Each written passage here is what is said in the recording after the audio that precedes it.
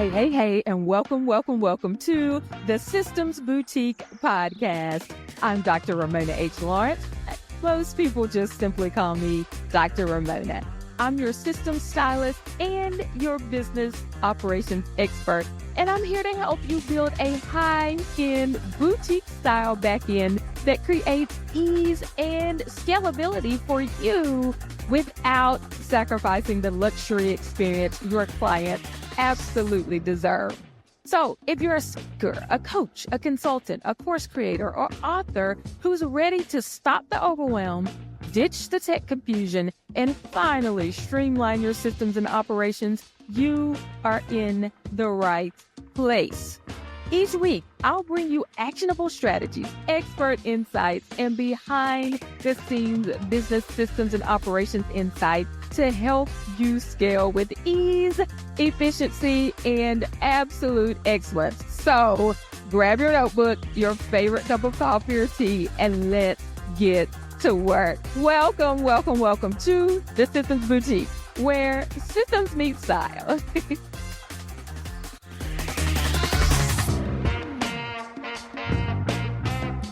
Hey, and welcome to this week's episode of the Systems Boutique podcast. Now, who do we have in the boutique styling your systems today? It is none other than Coach Carlos and Coach Gio, two of our wonderful executive coaches that we have here in the Systems Boutique. And we are coming to you all today to have a conversation about how you get that book done. How does the book doula, Coach Gio, help to get those books done? How does a book coach in general help you? It's a partnership. And so we want you to feel comfortable with getting the help you need to get your information out there to the world. And so we're going to have a conversation about that today. And so Coach Carlos and Coach Gio, welcome back into the retreat. You always, you're just welcome, that. Yes. So when we thought about this idea of talking about this in this episode, I always talk to you all individually. I talk to Coach Gio and he talks about being the book doula, and I talk to Coach Carlos and he talks about writing a book. And we had this fabulous book launch for his book, No More Dancing, and it was so much fun. And I bought them together. Okay, he is showing it, so I hope y'all are looking. So if you are listening to this, hop on YouTube and look at Coach Carlos's book, No More Dancing. It was fabulous, and I thoroughly enjoyed the read. So why do I have them here together? Because Coach Gio was Coach Carlos's book coach. He was doula.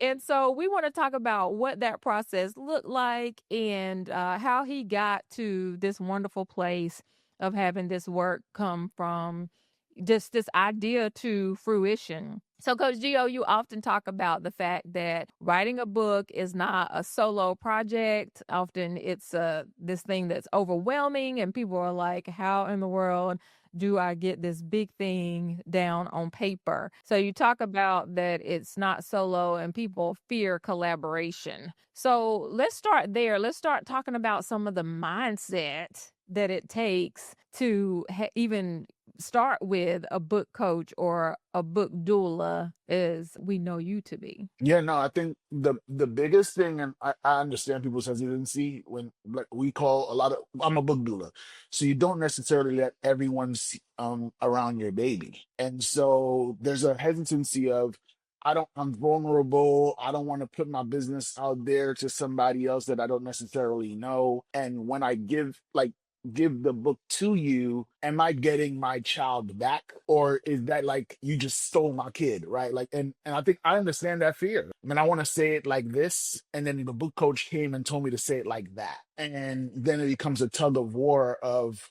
who's right, who's wrong. Just a lot of fighting that happens, when that happens. And so I think the biggest thing when you're thinking about releasing the book, most people come to me after they've tried the solo part and they reached to a point where they got stuck, or it's just like, I don't even know there's a term. I didn't really help doula a baby, but I feel like there's like a stillbirth that sometimes happens when you hold on to it too long. So I would love for Carlos to talk about that process, like even just thinking about this idea, like when did it come to fruition, like when it comes to his head, like I want to do this, how much time passed, because that has a lot to do with the releasing of control to have somebody else help me. Yeah, that's so good. So, yeah, Coach Carlos, let's follow up on that because you had to go through that process of saying, did you work on your book a little while before you came to Coach Geo? And did you do the what he just said that you had an issue with releasing it a little bit? No, absolutely. I written a book before prior. I had life happen. I had lost my father. I had, changed my whole perspective on life and was doing a lot of work in the speaking world, as you guys know, and touching on these topics that I was going through. So it was all coming together and I was writing it down. I had gotten to like 4 or 5 chapters. I was very passionate. It was therapeutic. It was like a love letter to my father. So it was very personal. And I was seeing what Gio was doing in the world, how he was getting those results and supporting people in those ways. And then I had a personal relationship with Gio. Like I met Gio, we talked, and it never felt like business. It felt like someone that cared and wanted to hear and was genuinely concerned about helping getting the message out there, right, and completing it. So the process was, and I've always been, one thing about me is that I implement feedback. I'm always a life learner. So I've also always open to it. So, it was very easy and seamless to work with Geo, but I sought that out. And if you're willing to seek that out, nothing anybody does is by themselves. They can say that, but the truth is there's a team behind you. There's a strategic planning that goes with people in your team that goes into creating projects and being successful at whatever it is you do. So I had a clear understanding of that. I had written about 4 or 5 chapters and I got stuck. And I needed someone to challenge me. So I think him knowing me personally, reading my work and pushing me in ways to make the work better. He would tell me about things that I would write that I can push a little deeper and get the reader to see different perspectives through my writing, and I truly needed that. So I think it was a joy, and the process was relatively easy because I was open to it. So that's one thing, being open to it, and then selecting the right people, because not everybody has the right intentions. But my experience with Gio, he was well intentioned. He took care of it, and as he explained as a doula, like he knew it was my baby, and he wasn't trying to change the idea of it, down to even the cover. Like I wanted to, like I told him, I'm a big Jay-Z fan. I was like, the Black Album. So if you look at the book, like it came from the idea of the Black Album. Like Okay. it's like, but the picture, people would tell me like you could see in the eyes, like it wasn't like a tough guy look. It was more like a vulnerable, like you can see I've been through stuff. So that's what I wanted to portray, to intrigue the reader, to have those conversations and invite. And he kind of helped me from the cover to the writing to the opening, everything. It was just like a pleasure working with him. So it was very transformative for me. Awesome. So you said that you got stuck. And I think that goes back to what Coach Gio was saying in the beginning, is that you can have this thing that's stuck so long that it becomes a stillbirth, that it's not living and it's not viable because you didn't push it through the process. And so, Coach Gio, when Coach Carlos came to you initially and he gave you all these ideas, how do you start the process so that you are keeping that baby, that it still looks like Carlos and it doesn't start looking like you or somebody else, right? That is not him authentically. Yeah, no, I think the biggest thing, and it's sometimes when I'm working with people, it's the most frustrating thing for them, is I have them repeat themselves. So I say, what is this project about? And just beat it, like keep saying it over and over again, because I gotta get to a place where I'm where the author is. And so as he says it 4 or 5 times, I'm like, okay, these 5 iterations, here's what has remained the same. And that's how I'm able to identify what the core is. And so he was consistent. I want to honor my father, but it's not just about honoring my father. It's to liberate people. It's for people to have this encounter where they're being real and honest and open, and the transformation that could come from doing that. And I just had him just keep saying it over and over and over and over again, because a lot of times what people do is they work on a project like this, they set it and forget it. And then when they pick the thing up, it's almost like sending your kid to boarding school. You pick the child up, and then you're like, why don't you listen to me? Well, the school raised me. You didn't raise me. Like, and so as he kept on talking about it, it was like he was telling me, here's how I parent my child. Here's how I do things. And I just followed the order, right? I wasn't resistant to it. So that's one of the biggest things, like, is like, let's let them talk about it. What's the vision? What's your hope for this? Yo, G, I want to just see people be able to have hard conversations, right? I love that. Like, Carlos, tell me why you called it No More Dancing. Yeah, you know, my culture, my background, the music, the dancing. And as I started to learn it, what happens is it's almost like we're dating. Like, he's starting to give me like, here's my likes, my dislikes, and stuff like that.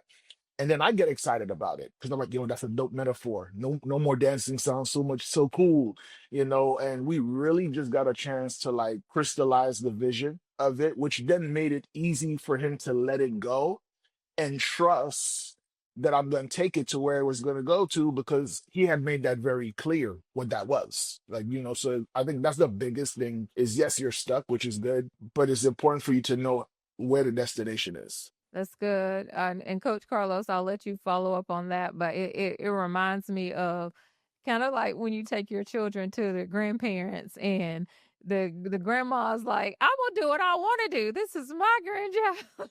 I want them to eat all the candy. I'm gonna dress them like this. And you're like, no. I think that's how it feels when people are trying to get you to help them with the book. Is like, are you gonna do what my mom or dad would do with my child and say I'm gonna do things my way because I just want to have fun with this thing. So, Coach Carlos, tell us about your experience with what Coach Gio was just describing. I think the biggest thing, and we're all coaches, and in my business and coaching people to develop curriculum, I take a lot of care in building that trust first and asking those intentional questions to get to know someone, and then become a problem solver. Don't try to solve things that aren't problems, right? Like, learn the person, identify the needs and the wants and the goals, and really cater to those. So in the way that he worked is very similar to the way that I work. So it was very easy for me to identify what it was and then position myself on the other side. And the best thing as a coach is to be on the other side of the table and be coachable. You can't coach if you're not coachable yourself. So the whole time I'm with Gio, it's like practice and reminding myself of how my clients feel, right? I can't ask someone to do something I'm not willing to do. I'm a administrator at a school right now, and the biggest thing is I'm telling my teachers and my students, like, I got to represent what I want them to do. I can't just tell them what to do. And I have to represent that for my teachers, therefore, so they can represent it for their students. There's a trickle down effect. So the same thing goes with this. And I think that was the beauty of this whole situation, being willing to put yourself in there. And like, I could have easily been like, oh, I've done this before and I don't need to change anything. I don't.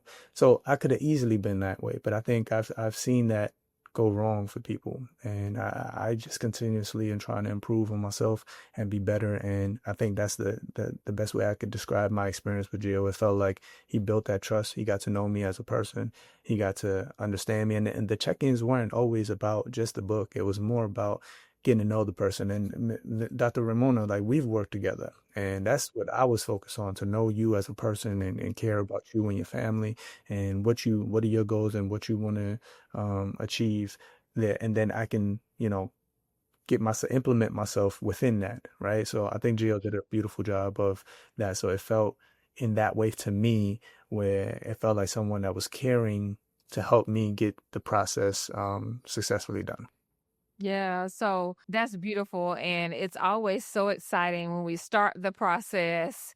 Now we're working with Gio, we have trust, he understands the baby, and now we are in the messy middle of things. And so we got to keep pushing through. So tell me about, like, Gio, how you help people to get through those roadblocks and those things that happen in the middle when they're tired of writing, they're trying to get it done, they got life and all of that. And then Coach Carlos, follow up on that with how you navigated some of that with Coach Gio. I think one of the biggest things, and I think this is for anybody who's in that coaching element, there's too many times when we coach, we feel like our value is not felt if we don't say something's wrong. Right? So it's like, this is broken, this is broken, this is broken. That makes the person who's in the messy middle just go take a seat. right? But when I go to tell Carlos, that part where your wife said, don't talk like that. Like, we don't talk like that in this household. Or her giving you that rough truth, he goes, oh, he read the book for real. He's internalizing it. I'm sharing the lessons as if I'm the reader. Like, yo, that thing hit me, man. Like, I've been doing a little merengue myself. You start to see that, and he's like, oh no, you know what? Like, let me get back on the horse because there's a level of energy and enthusiasm that's there. I think my job when it comes to the messy middle is to make people still see the end. Right? Like Carlos, like this thing is so good, but like, listen, let's talk about no more dancing in corporations because corporations need this too. Yo, Gio, you right. It's not just about schools. It's about corporations too. They got people there. So it's showing him like the bigger picture because everything what I feel like happens in a project like this, especially because it takes time, is it gets big and small often. And the same way you see when you're giving someone CPR, you putting the air in their lungs and their chest rise. Part of my job is to make the project rise again in those rhythms where it's natural for it to fall by the wayside. Oh my gosh, if I fix another chapter again, shucks, I thought out. This is the worst thing for me when I work with somebody to tell they send it to me and say, Gio, I'm done. And I gotta go, "Mm, no, you're not. like you about 60%, but like there's 40% we didn't touch. And that's where the person has to be like, okay, what does this look like? And I tell people all the time, if you give somebody something that's not 100%, that's like a file downloading on your computer. Until it hits 100%, I can't open it. And so we got to get you all the way through the whole thing. And so I'm always constantly reminding him of the bigger picture, the bigger picture, the bigger picture, the bigger picture. And he's an easy person to work with. So like when he talked about his humility, he was so coachable, like almost like to a fault. Like I would tell him on a Monday at like 3 p.m. to fix something, and then it would be like Monday 5 p.m. and he'd be like, "It's done." And I'm like, "Who works that fast?" And it was really done. Like it wasn't like man, I fixed one word. It was like, "Oh, this guy." And so for me, I'm matching his energy. I'm like, yo, he's approaching this with a sense of urgency. So I'm gonna give it back. Right? Like it's like playing tennis with someone who's whack. I don't want to play with you. I'll play with the wall if you're gonna keep hitting it over the fence. Carlos was hitting the ball nice. It was a good session. And so we were able to expedite this process a lot faster because he took it seriously. Like it wasn't a game, it wasn't a hobby for him, and so it wasn't a hobby for me. Yeah, and to piggyback off of that, it's funny he said that because that was going to be my answer. I took his time very seriously. I wasn't wasting time. So my wife talks about this a lot. There's people that come early to work and they just walk fast just to let people know they're here, but they're not really doing nothing. They're not doing nothing. Like who go to work and every hour, every minute, every second is used and is productive? Not many. And for me, I want to flip that on its head. So I'm very aware. My wife brought that up years ago, and we come to work and we watch and was like, yo, she been here 2 hours, but she's just walking back and forth and not doing nothing. I don't want to be that person. I want to be productive, and every minute I'm around, like I'm doing something. Once I hit the clock, I'm on. So like for me, I clocked in when I met with Gio and we had the plan. So it was like anytime he addressed something, I was immediately on it. And I took it very serious because I wanted one to not waste his time and for him to value my time, right? People, like you said, the tennis thing, like he'll react. If I move that way, I'm going to expect it to be reciprocated, right? But if I'm moving slow and then you get mad when they move slow, that don't make no sense, right? So for me, it's about not wasting people's time, being intentional and showing that you about that life. And I was seriously trying to, represent that and be coached about it. Like I've had several different people, clients that I've coached from all different walks of life. And I wanted to put myself in their shoes. And if I expect things, I have to like show that I could do it myself. So, and talk from experience. So it was all that. I was in the playground. I was like testing things out. I was doing it myself. And it was a joy to go back and forth with someone like Gio. Yeah, I love that. And I think it really brings out our personal responsibility in all of this. And so we often, coaches get a bad name, but I think most of the things that, or a lot of the things that coaches do work but it's how the person that is taking the coaching, really implements it. And are you executing? Are you doing the things that the coach is telling you? Are you actually coachable? And that makes a huge difference in how things, come out and how they play out for you in the end. And so I think that's a big piece of this is what is your personal responsibility and how are you coming and approaching this as you're writing your book. So now that we're moving through the messy middle, we're committed, we're doing all the things. Now it's coming to fruition and it's time to launch this thing. So tell us a little bit about the launch process. And Coach Gio, I often see you post online and you're talking about I helped this person that didn't have an audience. They didn't have all of this influence. They didn't have all the things and now they're doing very well. So how I think that's one thing that is a fear for people too. They say, I don't have all of this. How am I going to launch a book? Who's going to buy it? And so how do you get people to that point where they can successfully launch without all those things in place? Yeah, I think first thing first is tell like the you have something. When you say you have nothing, like it's like, okay, well, I mean, if that's your belief, then I can't do nothing. Like I can't abracadabra from nothing, right? But you give me a mustard seed, I could come up with something, right? And so when Carlos was like, listen, I mean, didn't come to me with, hey, I got a 20,000 person list. He said, Gio, the people I rock for or who've done stuff for, they're gonna show up. So then now, knowing that his greatest asset was the social capital that he had, we built the launch plan around that. Like the launch plan takes into account the things that you have in your fridge. So don't come tell me, hey, let's make this meal and you don't have that in your refrigerator. It don't matter how good of an idea it is if I ain't got it in my fridge. Like, what are we gonna do? So when he told me social capital, that's when we were able to build this launch that had people competing with each other, people wanting to promote, people wanting to show that they were supporting things like that. So because he did that already, and I think it's super important for people to understand, like when you and I know we were talking before about like in private about like the Harmozy launch that everybody's talking about $3 million and stuff. When you sow seeds early, you get to benefit so much. So in Carlos' case, this launch was so easy because he had already delivered and served without ever asking for anything. So when he said, hey, I need your help, I never saw people respond that fast. I'm like, we got almost 100 people in the launch team, people participating, people telling people to buy the book. Like, that's because he had already extended his hand in helping others. That made the thing super easy.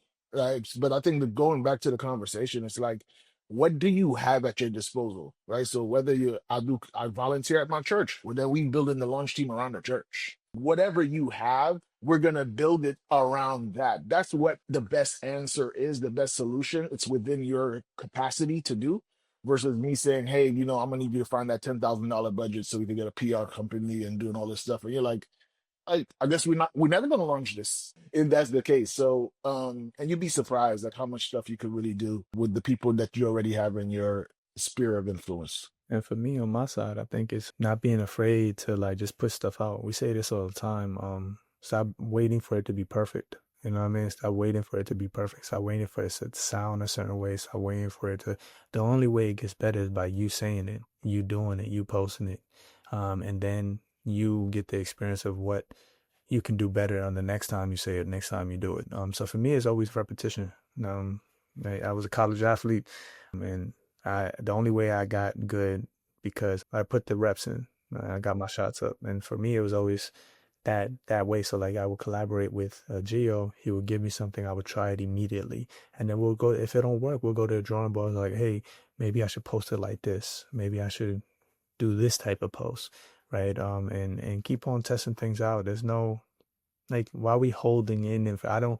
I'm not one to hold information or withhold people from information. I'm always very giving because I think me and Gio had the same mentor, Rel Modi, and he was like, there's so many schools, there's so many people out there that, you're not going to service everybody. So why withhold information? Just give it and come back to you. And it's been like that ever since. So when it comes to dealing with, clients, writing this book and getting support, it's always been of that nature. You give information that's worth millions, just to help someone and getting to know them, this and that. That's paid me back so much in this process. So that's what I would tell people. Like when you're working with someone like Gio, don't hesitate. He has results. He does it the right way, I believe. And you just got to give into the process. And in most cases, in all aspects of life, that's what makes people successful. When they give into the process, it ends up being something that can be transformative for you. Yeah, yeah. So I believe you launched back in May, Coach Carlos. So tell us, where are you now? What's going on? What happens in the aftermath of having a coach, and after you've done the launch and after the big fireworks have gone off and all of that? What happens now? That's what we talked about at the first meeting. Like, what is the goal? And for me, it was a love letter to my father and for his legacy to live on. Like I said, I wanted a piece. Like if I was to pass and anything happened to me, my daughter could pick up this book and know who her father was and who her grandfather was, right? So regardless of how many sales, my goal, my exact words are like, I don't really care about the sales. I really want to connect with people and let this be a conversation starter for people through my experiences, and for people to understand how anybody could be in my dad's position. They say, "Oh, not me," but it's these things that get to a place. For me, it's been a process of like, how do I not get there from seeing what happened, right? And not saying, "Oh, that can't happen to me." So I believe since then it's been going well. We hit numbers, but that wasn't a goal, and I think that's the beauty of it, right? The goal was something bigger, and for me, it wasn't about the money. It wasn't about, we've seen success. Gio and I have had success in our own respective realms. So this was a project that was a heart project for me, that ended up being very successful. We hit number one in two categories, number three in one category. I made some money. I made some good money off of it. A lot of sales when it first launched. I had schools, like 2 or 3 schools that bought in bulk. I think over 100 copies each. And I still got, you know, politicians and people that I'm working with now as a school administrator that had got their hands on the copy. Right. So, and that could turn into something big, right? Like they hear about my work and now the book aligns to the work that I do in restorative practices and consulting, and it shows a different part of that people can engage with and can be used as a tool. So it's been a beauty because it kind of like speaks for itself. And I know as a speaker, as a consultant, as an entrepreneur, just to have a piece that can speak for itself and just enter spaces without me having to be there. So I've gotten calls for more business off the book. Like whether it's a speaking engagement, I've gotten that off the book. I've gotten some consulting deals off of it. I've recently just got a high school, and you guys both seen a high school in Utah. I went for a speaking engagement. They didn't have the money, they didn't have the funds, but I did a speaking engagement on to the staff, a workshop, and then the speaking engagement to the whole student body, high school, and it was based off what I spoke about in the book.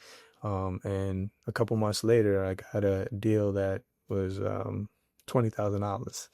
So it's a beautiful thing. So not only in that, like I've created more content for myself, right? Pieces of the book that I can turn into workshops. I could turn into speaking engagements. I could turn into resources, right? So it's in many different ways. But once again, the goal was bigger than just making money. It was always about leaving a legacy, and leaving something behind that speaks truth to who I was, who my father was, and to help people through what had happened in my situation. So because of that, I think it ended up being more of a success because that wasn't never the focus. So, and we all about purpose. I think all three of us have built things off of a bigger purpose, from our personal experiences. So that's the biggest thing. I want to thank Gio once again for, going through the process with me and making it great. Like I have it in my office. We're currently in my office, and I currently have kids come in and they see the book, right? And they pick it up and they read it, and just to hold it in their hands, like somebody they know is an author. And we talk like, hey, like, you can do it, right? Because you know me now. So it's bigger than me. I love it. And I appreciate having this opportunity to have this piece created by me. So when you talk about, I would say a successful book gives somebody the pen to write theirs, whatever the story is, right? And so I think when we read the reviews and people go and read your book and say, "Oh, I'm gonna go talk to my dad real quick," right? Like that's some of the stuff we've seen is like people who never would have the conversation is now saying, I'm gonna go talk to him, her. I'm gonna have that hard conversation because the book showed them the blueprint. Like the book showed them in a way that they could digest, right? So this is not some 35 sources cited type of book, right? We had some information, those data, those statistics, but I think that you want to meet people where they're at. The book did that. And so when you hear people say, "I'm gonna buy 150 copies of your book for a student body," that's the best endorsement you could ever have. Right? They say that the sign of knowing a book is well done is the people giving it to somebody else because they're transferring their reputation based on your book. So when Benny goes and gets 150 copies of his book, Benny is saying to his administrators and whoever's over him that releases the funds, "I'm good for that. And if it's not, blame me." So the level of trust that you have to have, and yes, he has a relationship with you, but that doesn't mean I gotta buy your book. like we could be friends and I ain't gonna buy 150 copies to go and have my name on the line. So I think the book was well written and the life of it is like just beginning, right? Like the starting point of the journey is when the book finishes. That's the most exciting part about it. Like when you're done, you just started. Yeah. Mhm. Yeah, that's good stuff. Well, any last words that you would say, Coach Gio, to someone who is thinking about getting a book coach and they really want to get out of this stuck place that they're in and they're ready to birth this thing? Yes, I think stuck is not a is not, people think stuck is the worst place to be. I think stuck is the prerequisite to hire a coach because it tells me that you had some skin in the game. It's you're not telling me to do your homework. You're telling me I'm in the gym, I'm struggling, but I'm here. And so I think that those who are looking to get help show that your receiving of help is not a wasted effort, right? Everyone wants to be a part of something bigger than themselves. The beauty of being a part of this book project with Carlos is that I got a chance to learn myself, which I selfishly always enjoy. Being able to learn before everybody else. I'm like, I've been knowing about No More Dancing. Y'all late, I'm early. I love that part of it. But then the other part of it too is that like I always tell people every win is our win, right? So when he tags me in a post and I'm like, "Oh snap, that person too? Oh, that's amazing." Like it's a true partnership. And if you don't feel, and you don't got to work with me, but whoever you work with, if they can't tell you what your book is about, speak about your book as if Carlos was got sick and someone else had to come talk about No More Dancing, I could do it. Like I can do it. Like I can go and say, "Carlos, it's okay. It's okay." Right? He went away, had the book was still working for him, which is the power of a book. Like he was out having fun with his moms in another country in Italy and stuff, like whatever, and the book was still working. Like like he was on vacation. The book is like, "Man, we don't no days off here." Yeah. So that's the beauty of the book, and I think when you see it done correctly, it makes you smile. It feels good to know that I did the work once and the work doesn't stop. Hmm. Yeah. Yeah. Absolutely. The best investment is in yourself. We hear it all the time, but I think if you're a coach or you're not a coach and you're trying to figure it out, I think just investing in yourself and your process. And when I say it's not just financially, it's investing your time. Like I was very intentional with investing. Every time he responded to something or gave me feedback on something, I responded immediately. Obviously, when I could. I have a family and everything too. I'm not a madman, but within the He's parameters, close. hey, yeah. Within the parameters, I was trying to, be intentional, and I communicated to my family what was the goal and what was the process. So I wanted to, not waste his time and show that I took this very seriously. So I invested fully and dove in headfirst. That's the best advice I can give you about a book. Everybody has, as Gio says it all the time, you have something in you. You just have to be brave enough to put it out, Yeah.